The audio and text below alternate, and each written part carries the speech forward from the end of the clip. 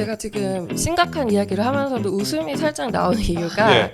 저는 그때 이제 방송으로만 그 유튜버에 대해서 봤었고 실제로는 법정에서 처음 봤어요.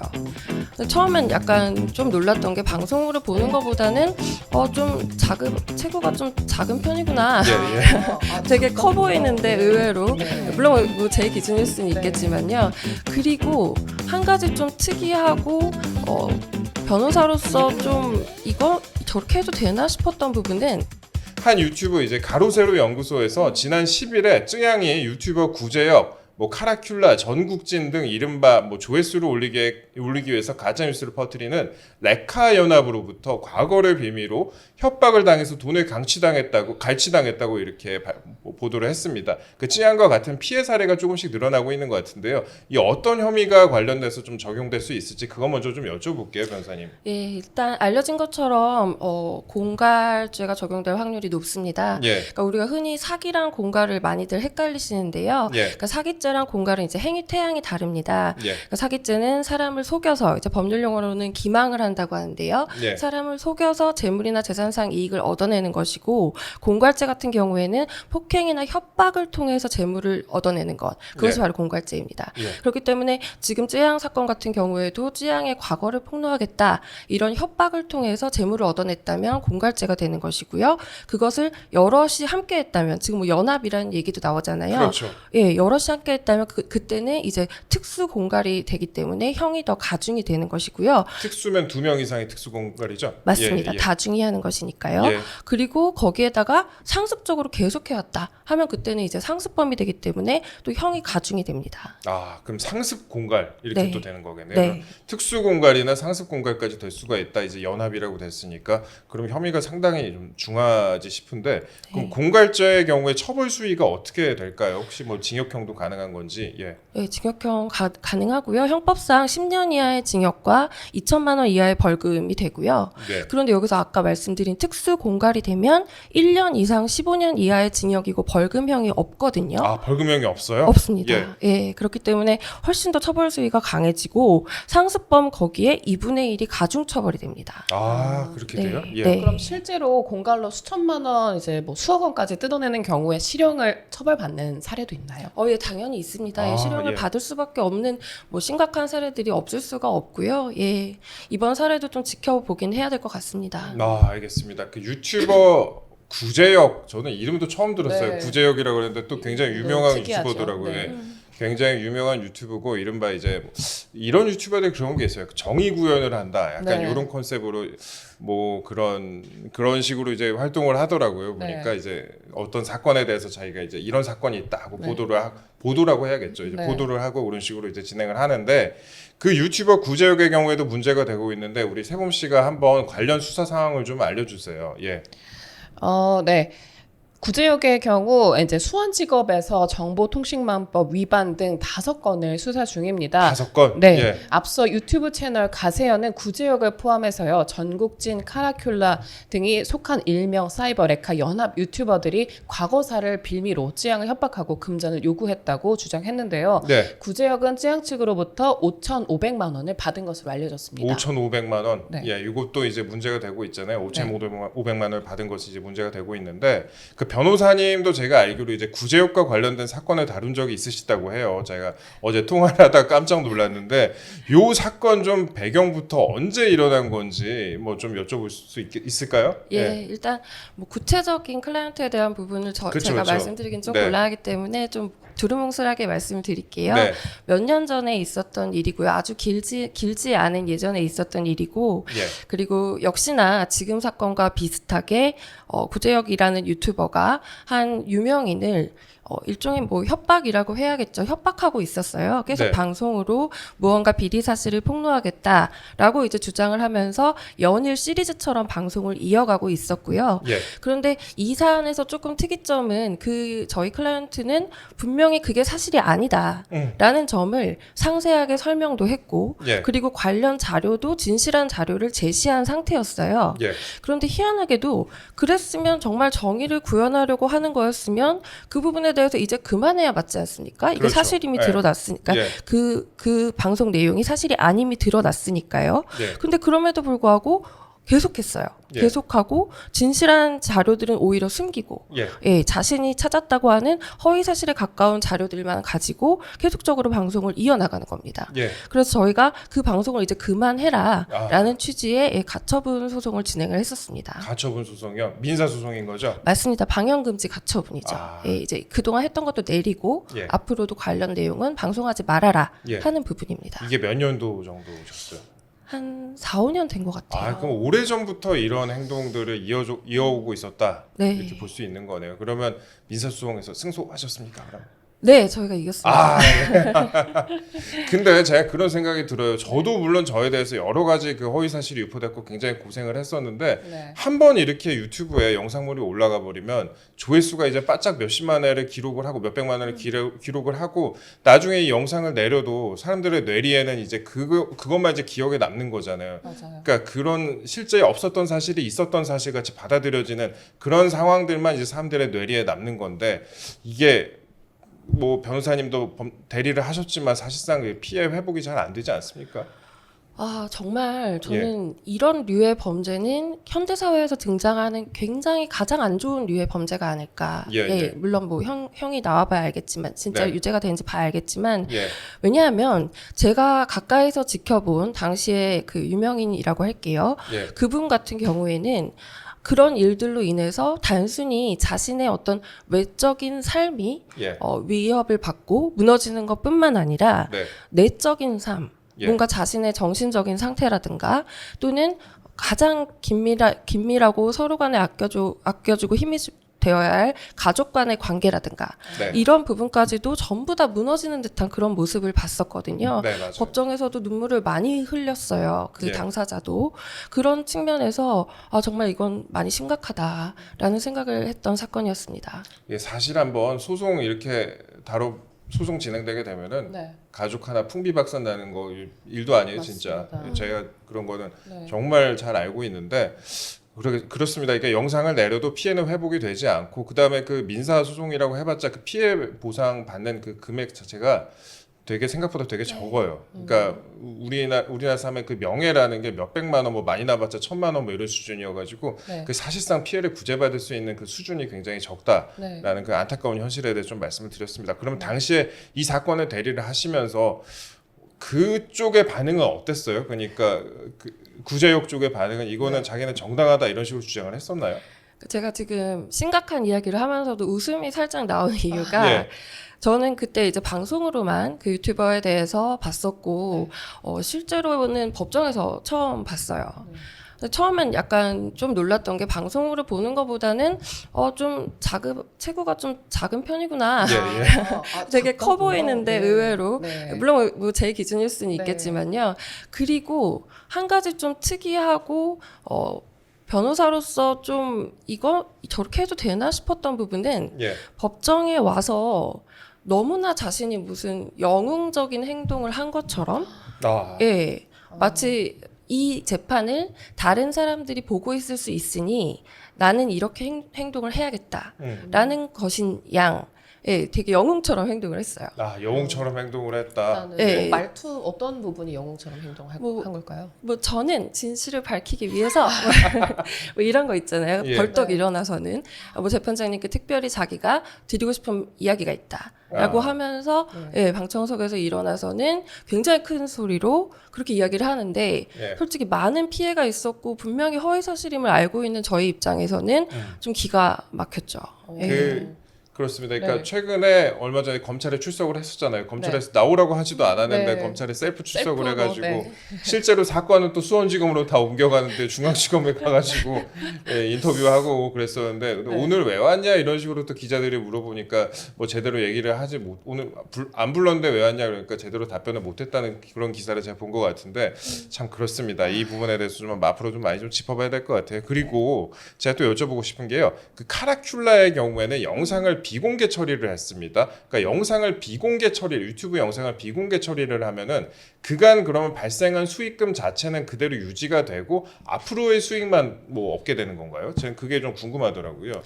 일단 그 부분이 조금 애매하긴 합니다. 예. 지금 제가 오늘 방송 준비하면서도 여러 변호사님들이나 예. 이제 방송에서 말씀하시는 분들의 영상을 봤는데요. 예. 거기에 대해서 좀 명확하게 말씀하시는 분이 거의 없더라고요. 예. 그런데 찾아보니 아무래도 만약에 몰수형이 나온다면 몰수형. 네, 예. 몰수형, 일반 몰수형이 나올 수 있다면 그 영상과 관련한 수익에 대해서는 몰수할 여지가 있지 않을까 싶고요. 예. 그런데 사실 유튜브 내에서 뭐 지금 이런 사건이 있다고 해서 과거에 발생했던 수익에 대해서 뭐 다시 환수하도록 하겠다 뭐 이런 규정이 없는 한은 그쵸. 예, 앞으로 비공개된 영상에 대해서만 수익이 정지되는 것으로 저는 알고 있습니다. 그게 저는 그런 생각이 들어요. 궁극적으로 이게 안 좋은 일로 돈을 벌어놓고 나중에 이제 내가 내렸어 그랬는데 돈은 이미 자기한테 다 들어와 있고 네. 그럼 영상을 내렸는데 제가 아까도 말씀드렸다시피 사람들의 뇌리에는 다 그 허위 사실이 그대로 들어가 있고 네. 뭐 공갈한 게 그대로 들어가 있고 이런 부분들은 좀 문제가 있지 않나 그렇게 생각을 하고 있습니다. 예. 네. 그럼 영상을 비공개 처리를 하고요. 은퇴를 선언할 경우에 향후에 형사처벌에서 감경될 여지가 있습니까? 사실 형사사건에서 감경의 요소는 너무나 많습니다. 뭐 여러 가지 뭐 반성을 하고 있는지 또는 피해 회복이 되었는지 뭐 이런 부분들이 다 감경의 요소가 될 텐데요. 죄질에 따라 다를 것 같아요. 죄질이 워낙에 심각하게 좋지 않다면 뭐 설사 이제 와서 비공개 처리를 했더라도 지금 아까 기자님께서도 말씀 주셨듯이 이미 피해가 너무 확산된 상황이라면 그것이 굳이 뭐 큰 감경 요소가 되지는 않을 거라고 생각합니다. 그럼 그 카라큘라가 BJ 수트로부터 그 3천만 원 받은 사실은 또 인정을 했잖아요. 네, BJ 수트는 사기 혐의로 기소된 상태입니다만 그 카라큘라는 언론 대응 등의 명분으로 BJ 수트로부터 3천만 원을 또 받았다면서 돈 받은 사실 자체는 또 인정을 했잖아요. 그럼 사기 혐의를 받는 사람한테 돈을 뜯어내도 처벌을 받게 되는 걸까요? 예, 사기 혐의를 받는 사람도 사람이고 예, 당연히 만약에 진짜로 그 사람을 속여서 뭐 사기꾼에게 사기를 치고 막 그런 영화들도 있잖아요. 그런 네. 것처럼 진짜로 그를 속여서 돈을 받아냈다면 그건 사기가 될 텐데 이게 또 아까 전에 처음 말씀드린 것처럼 공갈이냐 사기냐의 부분이 있을 수 있을 것 같아요. 네. 예, 뭔가 허위 사실을 말하면서도 그걸 협박의 태양으로 사용을 했느냐 아니면 속여서 자연스럽게 돈을 받아냈느냐 이 부분에 따라서 사기냐 공갈이냐 이 부분을 판단해야 될 것 같습니다. 사실 이제 아까 세범 씨가 말씀하셨던 그 네. BJ 수트로부터 카라큘라가 3천만 원을 받았다. 네. 이 내용도 사실 저희가 제보를 받았던 내용이잖아요. 네, 근데 네. 저희가 그 2,200만 원 부분, 그러니까 구제역에게 변호사비를 대납한 2,200만 원 부분은 보도를 했는데 네. 이 3천만 원 부분은 저희가 뭐 반론 같은 측면에서 좀 확인이 좀 덜 된 게 있었고 보도를 안 했었는데 네. 이번 카라큘라가 본인 입으로 네. 자기가 3천만 원 받았다고 이렇게 밝혔더라고요. 그래서 이 내용에 대해서도 저희가 좀 조금 더 그러면 언급을 좀 해볼게요. 그 카라큘라가 BJ 수트에게 한 기자의 이름을 언급하면서 압박을 했다고 그렇게 합니다. 만약에 이 기자가 실제로 관여한 부분이 있다면 타인의 이름을 팔아서 공갈을 한 셈인데요. 이 내용과 관련해서 그 세범 씨가 카라큘라가 어떻게 네. 어떤 기자의 언급을 하면서 압박을 했는지 좀 간단히 설명 좀 해주세요. 예. 네, 카라큘라는 JTBC 한 기자의 이름을 언급하면서 BJ 수트를 압박했습니다. 예. 카라큘라는 지금 매스컴 쪽으로도 JTBC 쪽으로도 이야기가 들어간 것이 있어서 내가 지금 기자하고도 만나고 커트 치려고 내일 모레 만난다 하면서 네. 모 기자라고 루나코인 때문에 권도영 만나러 현장 취재까지 했던 여잔데 건너 후배라서 만나서 이야기를 잘 하려고 한다. 이거랑 관련해서 나와 내일 만나자 이렇게 말을 했다고 합니다. 이건 BJ 수트 서모 씨가 지난 19일 언론에 공개한 옥중 서신 내용과도 일치를 하는데요. 예. 서신은 JTBC에서 취재하고 있다는 카라큘라의 압박에 의해 3천만 원을 건넸다고 말했습니다. 매체에 따르면 서신은 법률 대리인을 통해서 자필 편지로 어느 날 카라큘라가 제게 전화를 걸어서 JTBC에서 코인 사업과 관련해서 자기에게 돈을 보내주면 자기가 해결을 해주겠다 이렇게 말을 했다면서 그 소리를 듣고 겁을 먹은 저는 카라큘라가 시키는 대로 할 수밖에 없었고 카라큘라가 보내라는 장소로 현금 3천만 원을 보내줬다고 얘기했습니다. 맞습니다. 이제 현금 3천만 원을 받았다고 이렇게 얘기를 했고 저희도 그 내용을 좀 확보를 했었는데 그럼 타인의 이름을 팔아가고 공갈을 한 셈인데 이러면 처벌 수위는 더욱 더 강해지게 됩니까 혹시? 형사재판에는 정말 그 형을 결정함에 있어서 다양한 세부 사항들이 다 영향을 미치게 됩니다. 그리고 실제로 재판정에 가보시면 이 죄인이 그러니까 지금 이 피고인이 얼마나 반성을 하고 있는지 네. 또 범죄를 저지르기 위해서 얼마나 계획적이었고 의도적이었는지 고의성이 얼마나 큰지 예. 이런 부분에 대해서 이제 판사님이 다 종합적으로 판단을 하시거든요. 예.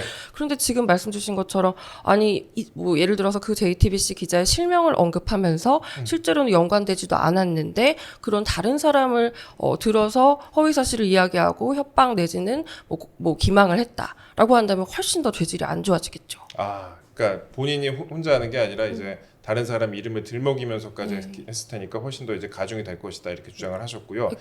예. 그리고 그 기자에 대한 명예훼손도 될 수 있지 않겠습니까? 아, 그렇죠. 네. 명예훼손이 될 네. 수도 있겠네요. 예. 그럼 당사자는 상관도 없는데 이름이 이제 그렇죠. 어떻게 보면은 이제 그렇게 된 사기 거니까. 악용이 된 거죠. 예. 그리고 2,200만 원을 송금한 부분, 그러니까 변호사비로 이제 대납한 부분에 대해서는, 그러니까 구제역한테 이제 BJ 수트가 이제 돈을 이제 대납해 준 거, 변호사비를 대납해 준 부분에서 경찰 단계에서는 이제 불송치 처분을 내렸습니다. 저희가 보도를 했던 내용인데, 네. 뭐 후원금이라는 구제역의 그런 주장을 인정을 한 셈인데, 이게 물론 검찰이 이제 불복 절차를 밟는다고 이제 BJ 수트 쪽에서는 얘기를 했어요. 네. 그러니까 이렇게 후원금이라고 주장하면서 돈을 붙일 경우에는 사실 잡아내기가 좀 어렵겠다는 그런 생각도 좀 들었습니다. 사실 제가 이걸 보면서 앞으로 이런 식으로 악용될 수 있겠다. 이거 후원금이다. 유튜브 네. 후원금이다. 이렇게 주장하면은 또 빠져나갈 수 있는 부분이 상당히 있을 수도 있겠다. 악용될 수도 있겠다. 이런 생각을 했고요. 네. 그리고 다음 질문 좀 드릴게요. 그러면 카라큘라는 이제 공갈 혐의뿐만 아니라 해명을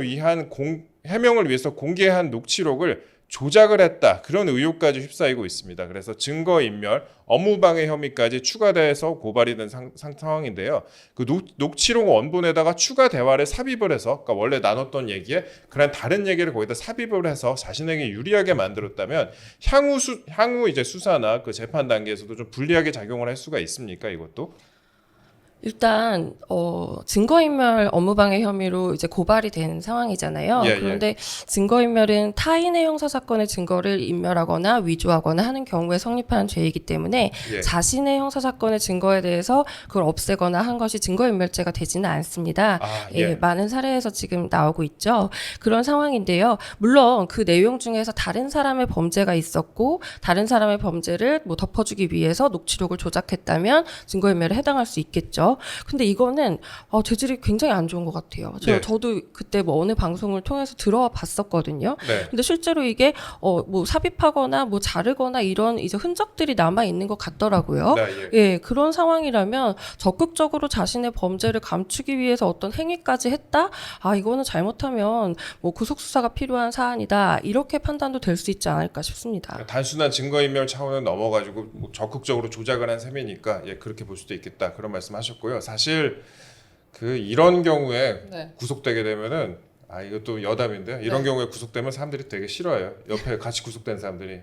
왜요? 예, 구속된 사람들도 약간 급수를 좀 나누는데 네. 이렇게 여론을 많이 탔는데 아주 좀 죄질이 좋지 않다. 또 나름대로 또 구치소 안에서도 또 죄질이 좀 나뉩니다. 근데 이렇게 죄질이 좋지 않다 이러면은 다른 수용자들이 상당히 싫어합니다. 그래서 이게 참 아내 사회는 또 예. 다르네요. 겪어보지 않으면 알 수 네. 없는 내용인데 네, 네. 제가 이 내용은 뭐 알 수 없을 테니까 이 정도 네. 말씀을 드리고요.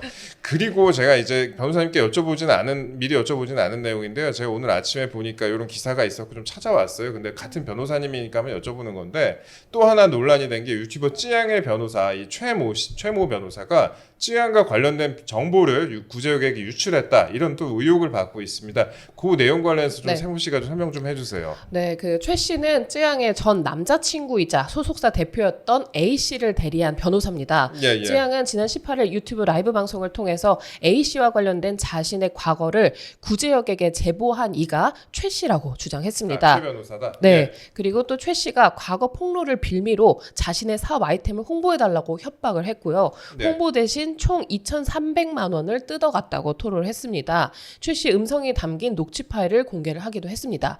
이후에 또 쯔양의 과거가 사이버 레커들에게 유출된 경위를 두고 여러 추측이 나왔고요. 쯔양은 이를 설명하는 과정에서 최 변호사 유출 행위를 언급을 한 겁니다. 예. 이에 대해서 대한변호사협회는 최 변호사에 대한 직권조사를 개시를 하고 징계 여부도 검토 중입니다.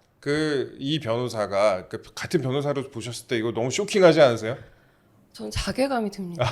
그랬어요. 네.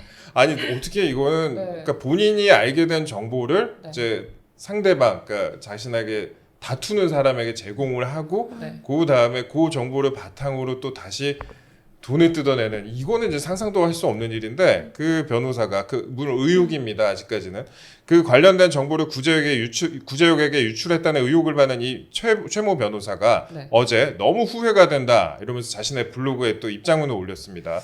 이유 막론하고 미안한 생각이다. 사실과 다른 부분도 많다. 뭐 낮은 자세로 삶을 살아가려고 한다 이렇게 적었어요. 그래갖고 소위 이제 사이버 레카와 연루됐다는 걸 지금 보면 너무 후회가 된다. 그때는 레커가 나름대로 취재도 하고 공익 활동을 하는 줄 알았다. 만일 내가 준 자료로 돈을 뜯는 줄은 상상도 못했다 이렇게 주장을 했다고 하는데, 만일에 변호사가 찌양의 주장대로 업무상 취득한 이 클라이언트의 정보를 유출을 하고 그걸 토대로 밖에서 협박을 해서 돈을 뜯어갔다면 이 변호사에게도 공갈 혐의 같은 게 적용이 될 수가 있을까요? 당연히 적용될 수 있지 않을까요? 예, 예. 물론 뭐 대놓고 이분이 직접 협박을 하지는 않았겠지만 네. 그에 대한 자료를 제공을 하고 네. 뭐 그 자료를 바탕으로 누군가 대신 행동을 했다거나 네. 또는 제가 지금 방송 들은 바로는 조금 직접 하신 부분도 있다라는 예. 취지로 지금 나오고 있는 것 같더라고요. 예, 그런 부분은 뭐 변호사라 할지라도 당연히 행위태양이 공갈이라면 공갈이 적용이 될 수 있겠는데요. 네. 변호사는 기본적으로 저는 그냥 뭐 상인이냐 아니냐 뭐 여러 논란들이 있습니다. 변호사가 상인이냐 아니냐. 그런데 그런 논란을 떠나서 어떤 사람이 살아가면서 한 번 겪을까 말까 굉장히 위급한 순간에 그때 도움을 줘야 되는 게 변호사거든요. 네. 사실 소송을 그렇게 많이 겪어보지는 않지 않습니까? 네. 그렇죠. 그러다 보니까 한 번 형사사건에 휘말리거나 한 번 민사소송을 겪는 것도 굉장히 고통스럽거든요.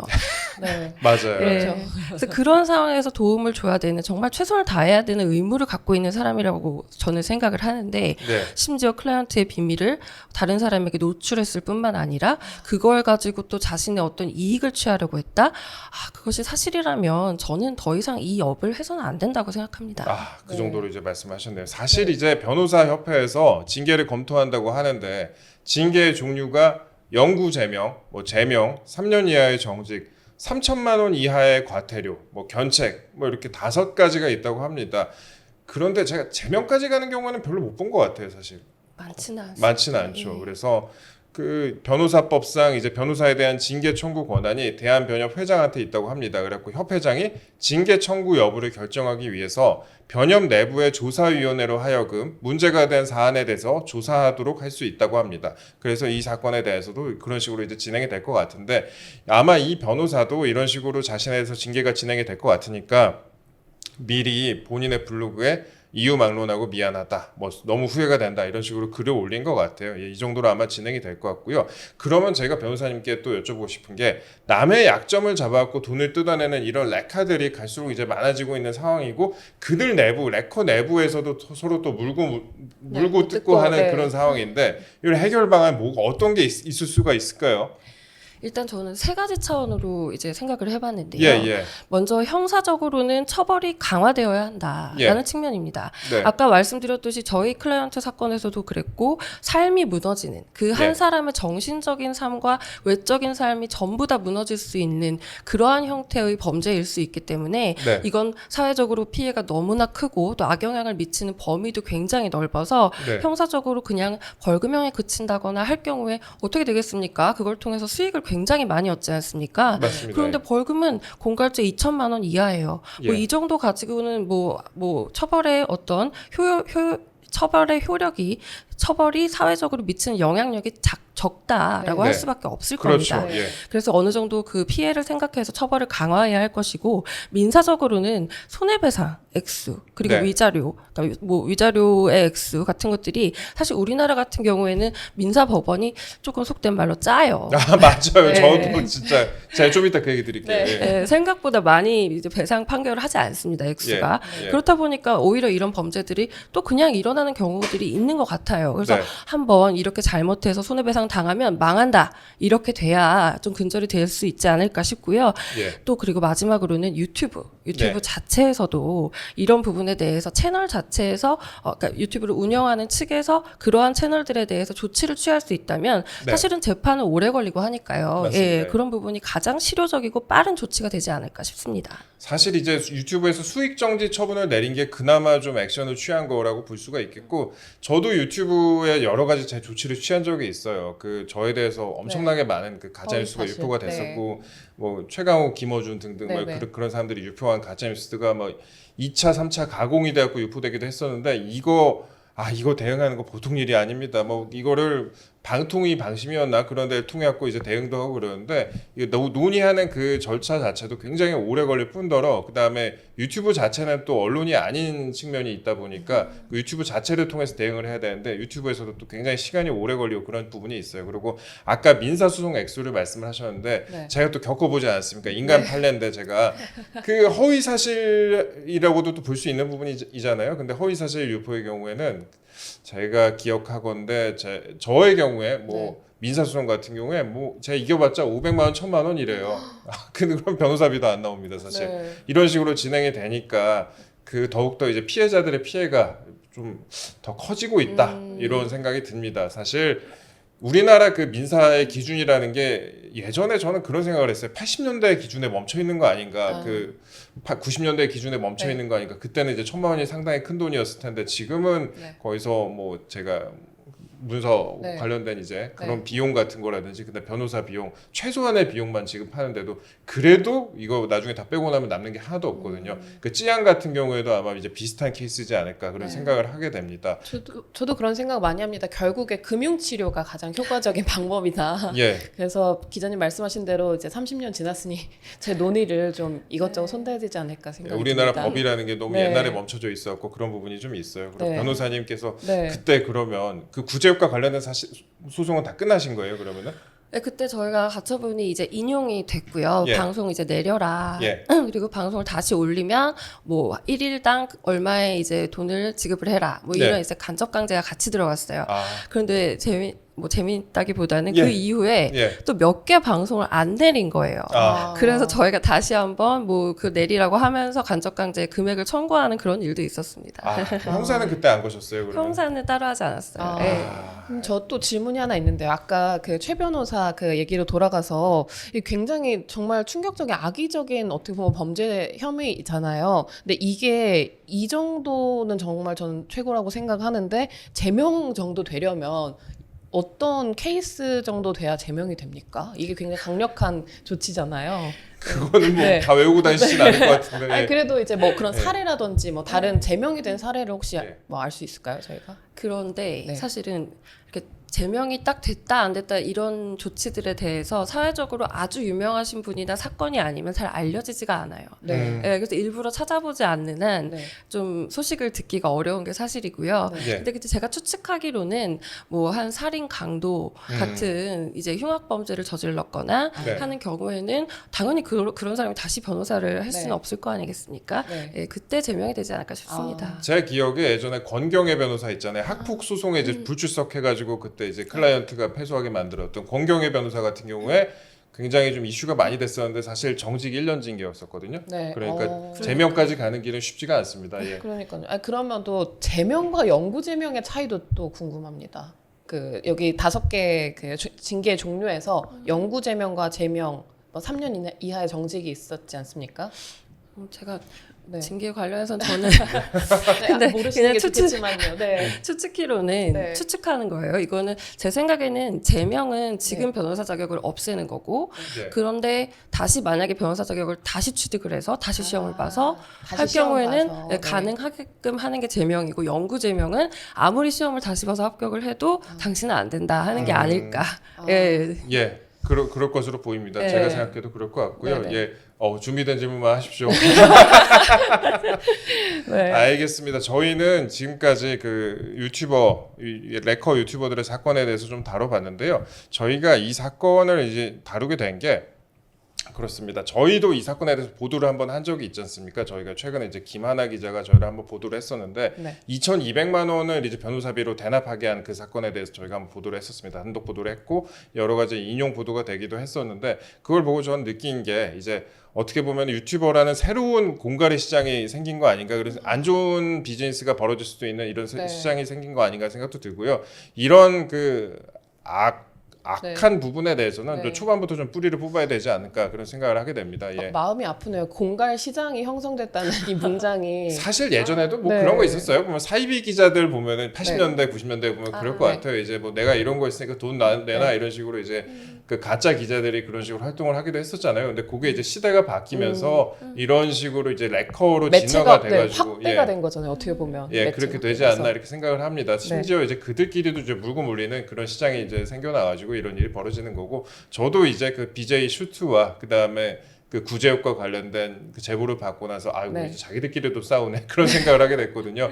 그래서 저는 이제 그런 생각을 좀 하게 됐습니다. 그래서 네. 저희는 지금까지 이제 변호사님과 한번 얘기를 나눴는데요. 변호사님 마지막으로 저희 시청자 여러분께 이런 사건들에 대해서 앞으로 좀 우리 사회가 어떻게 돼야 될까? 한 말씀 좀 남기신다면 예. 저는 사실 그 쯔양의 팬 중에 한 명이었습니다. 예, 맞아요. 저도 구독자였어요. 네, 너무 좋아했고 맞아요. 왜냐하면 네. 어떻게 그렇게 맛있고 성실하게 잘 먹을 수 있을까? 네. 그래서 네. 저는 거의 어떤 기능인 중에 한 명이다 이렇게 생각을 네. 할 정도로. 그런데 제가 어느 날 재판이 끝나고 그때 법정에서 나와서 휴대폰을 딱 열었는데 그런 속보들이 이제 쯔양에 관련된 게 예. 뜨더라고요. 너무 마음이 아파서 그 관련 영상을 볼 수조차 없었어요. 아. 왜냐면 그 내용이 너무 슬프잖아요. 예. 예. 4년이란 긴 기간이고 그렇듯이 그런 아픈 기억을 헤집어서 어떤 이익을 취하려고 한다. 아 정말 이런 일은 다시는 없어야 되지 않을까 싶고요. 예. 지금 이 순간에도 당하고 계신 분이 있을 수도 있을 거라는 생각이 듭니다. 네. 그런 분들 괜히 이렇게 물러나고 자신 없어 하지 마시고 바로 좀 법률적인 도움을 받으셔서 당당하게 그런 사람들이 수익을 얻지 못하도록 대처를 하시는 게 오히려 옳은 방향이 될 거다. 그들에게 동조해주지 않는 것이 우리 사회가 가야 되는 방향이다라는 말씀 드리고 싶습니다. 예, 좋은 말씀 감사합니다.